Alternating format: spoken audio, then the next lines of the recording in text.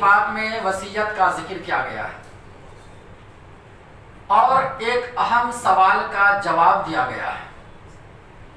وہ اہم سوال یہ ہے کہ کیا کوئی شخص کسی میت کے طرف سے مالی صدقہ کر سکتے ہیں یا نہیں؟ یہ سوال ہے۔ مالی صدقہ یعنی زکوٰۃ، صدقہ خیرات میت کی طرف سے کرنا جائز ہے یا نہیں؟ جیسے میت کی طرف سے قربانی کرنا کیسا ہے؟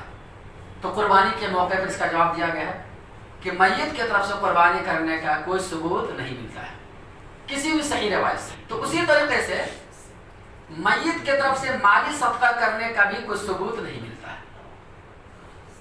اگر ملتا بھی ہے ایک خاص پوزیشن کے تحت، ایک خاص حالت کے تحت، اور وہ خاص حالت کیا ہے؟ وہ خاص حالت یہ ہے کہ میت کے طرف سے کوئی نائب بن کر کوئی صدقہ خیرات دیتا ہے تو نیابت جائز ہے، نائب بن کر دینا جائز ہے۔ تو گویا کہ میت اگر کوئی کام ادھورا چھوڑ کر گیا ہو، نیابت کا مطلب کوئی کام ادھورا ناقص چھوڑ کے گیا ہو، اس کی تکمیل اس کو پورا کر دے میت کے وارثین رشتہ کوئی، تو یہ مالی صدقہ ان کو پہنچ جائے گا۔ ورنہ ویسے عام حالت میں ہمیشہ، ہر حال، ہر سال، ہر مہینہ میت کی طرف سے خاص طور پر مالی صدقہ کرنا بالکل ثبوت نہیں ہے۔ دلیل کے طور پر یہ حدیث صحیح بخاری کی میں نے پیش کیا ہے۔ تو اس بات کو اچھی طریقے سے یاد رکھ لیں کہ جہاں جہاں بھی مالی صدقے کا جو ذکر آیا ہے نا قرآن حدیث میں، جہاں کہیں بھی، وہاں پر مالی صدقہ سے مراد نیابت ہے۔ کیسے؟ جیسے میت کا کوئی باقی چیز رہ گیا ہو تو اس کے وارثین پورا کر دے، جیسے میت کے اوپر کسی کا قرضہ رہ گیا ہو اور مرنے والا مر گیا تو اس کے قرضے کو جو اس کے وارثین زندہ ہے یا کوئی رشتہ دار ہے یا ان کا کوئی دوست احباب اگر چاہتا ہے کہ اس کا قرضہ میں ادا کر دوں، کر سکتا ہے، اس کا ثواب میت کو مل جائے گا، میت کو اس کا حق ادا ہو جائے گا۔ اسی طریقے سے میت کے اوپر حج فرض تھا، نہیں کر سکا کسی وجہ سے، تو اس کے وارثین کوئی حج کر دے تو حج بدل اس کو پہنچ جائے گا۔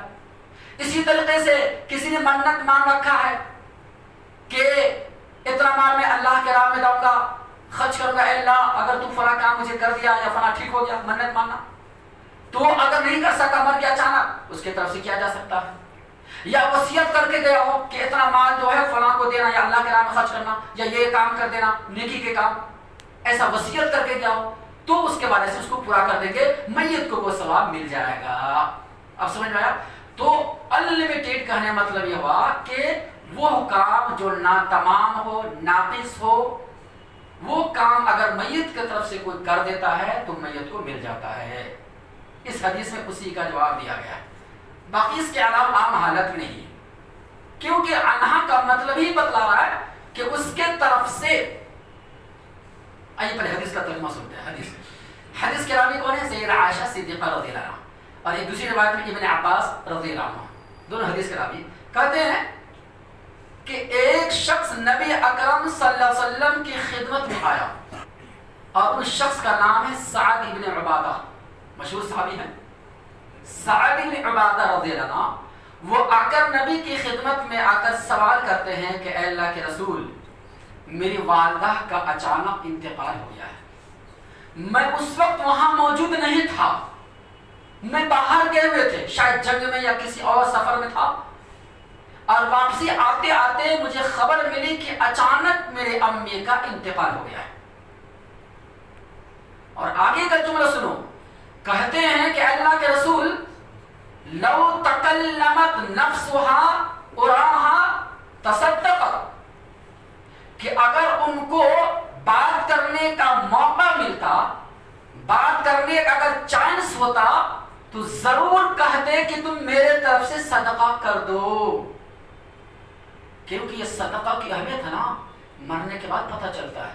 انسان دنیا میں صدقہ نہیں کرتا جلدی، بڑا بخیل ہے نا، دل سے جلدی نکلتا نہیں جیب سے، ہاں مال کی محبت اس قدر پیوست ہو چکا ہے نا کہ جلدی نکلتے نہیں اللہ کے راہ میں، پھر غلط کام میں، شیطانی کے کام میں، چادر چڑھانے میں، نیاز فاتحہ میں، فلاں فلاں کام میں پیسہ جلدی نکل جاتا، ہاں شراب کی دکان کھولنے میں، شراب پینے میں، بیڑی سگریٹ پینے میں، اس میں جلدی نکلتا پیسہ، اللہ بھائی. اور اللہ کے رب مسجد میں مدرسے میں یتیموں پر غریبوں پر بیواؤں پر مسکینوں پر کمزوروں پر خرچ کرو. پیسہ نہیں ہے 200 روپیہ ہے 5 روپیہ وغیرہ کیا کیا ہیلے مانے بہرحال. تو اس کی اہمیت کا پتہ چلے گا مرنے کے بعد. معلوم اب اس کی تشریح بیان کروں تو بہت لمبا ہوتا ہے. کیسے پتہ چلے؟ قرآن اس کا عجیب نقشہ کھینچا ہے. وقت بھائی سالے میں اس کی اہمیت پتہ چلے گا مرنے کے بعد. قرآن نے عجیب نقشہ کھینچا ہے. تو بہرحال اب وہ صحابی آ کر کہتے ہیں کہ اللہ کے رسول ایسی بات ہے اگر بات کرنے کا موقع ملتا تو ضرور وصیت کر جاتے بول دیتے ہیں. تو کیا میں اب ان کی طرف سے صدقہ کر دوں؟ میری والدہ تو گزر کے مر گئی لیکن بات کرنے کا موقع نہیں ملا. موقع ملتا تو ضرور کہہ دیتے. تو کیا میں اب ان کی طرف سے ادا کر دوں؟ تو نبی اکرم صلی اللہ علیہ وسلم کہنے لگا ہاں نعم ان کے طرف سے صدقہ ادا کر دو تمہاری والدہ کو صدقے کا ثواب پہنچ جائے گا. اب اس حدیث سے کیا سمجھے؟ اس میں دو باتیں ہیں. دیکھو اسی حدیث کو عام طور پر لوگ پیش کرتے ہیں اور کہتے ہیں دیکھو میت کے اندر مالی صدقہ کرنا جائز مل گیا. دیکھو وہ صحابی آ کے پوچھے والدہ کی طرف سے کر دیا نا مالی صدقہ کا ثواب مل گیا. جبکہ اسی حدیث کے فوراً بعد امام بخاری پر ایک اور حدیث لاتے ہیں سیدنا عبداللہ ابن عباس سے رضی اللہ عنہ سے. اس میں یہ بیان کیا گیا ہے استفتى رسول اللہ صلی اللہ علیہ وسلم. رسول اکرم صلی اللہ علیہ وسلم سے وہ صحابی آ کر فتویٰ پوچھنے لگے. فتویٰ ہاں اس سے کیا معلوم ہوا کہ جانکار لوگوں سے ہی فتویٰ پوچھنی چاہیے. جب تک نبی زندہ تھے نبی کے رہتے میں کوئی صحابی دوسرے سے فتویٰ نہیں پوچھتے تھے. لیکن نبی کی وفات کے بعد جو اہل علم ہوتے جو علم میں ماہر ہوتے ان پہ جا کے فتویٰ پوچھتے تھے. یہ جھولے چھاپ والے ادھر ادھر مقلد کے بعد جا کے فتویٰ پوچھنے کا نہیں ہے جو خود گمراہ دوسرے گمراہ کریں گے. ہاں تو فتویٰ پوچھے کہ اللہ کے نبی میری والدہ جو ہے وصیت کر کے گئے کہ میرے طرف سے اتنا مال صدقہ کر دو تو کیا میں ان کی طرف سے کر دوں؟